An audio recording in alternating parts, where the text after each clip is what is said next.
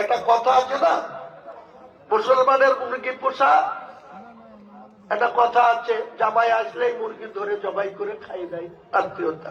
তা মমতা ব্যানার্জির মুসলমানদের প্রতি দরদ হচ্ছে ঠিক ওই রকম।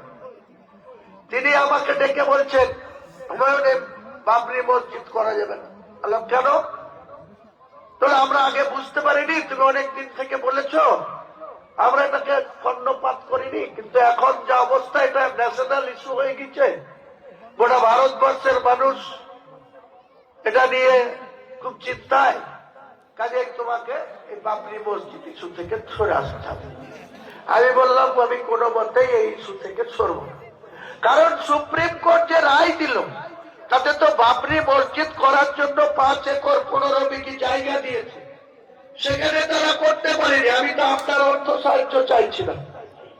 আপনি সরকারি টাকায়, মুসলমানদের ট্যাক্সের টাকায় আপনি 400 কোটি খরচ করে জগন্নাথ মন্দির করছেন। আপনি 1,10,000 করে হিন্দুদের পুজো করার জন্য অনুদান দিচ্ছেন। আপনি কার্নিভাল করছেন ইউনিক্সকে নাম তোলার জন্য।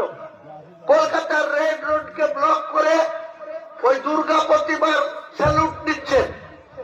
আপনি কলকাতার রাজারহাটে 1100 কোটি টাকার জায়গা, যেটা সরকারি সম্পদ, মুসলমানদের অধিকার আছে, সেটা হিন্দুদের ট্রাস্টকে দিয়ে দিচ্ছেন মন্দির করার জন্য।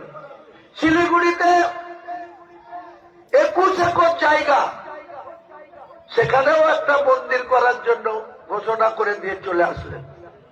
34 বছরের জ্যোতিবাবু বুদ্ধবাবুর সরকার টাইমে সাগর মেলা হয়নি। 14 বছর ধরে মুসলমানদের ভোট নিয়ে সাগর মেলাতে গোটা রাজ্যের পুলিশ নিয়ে, মন্ত্রীদের নিয়ে, সাধু সন্ন্যাসীদের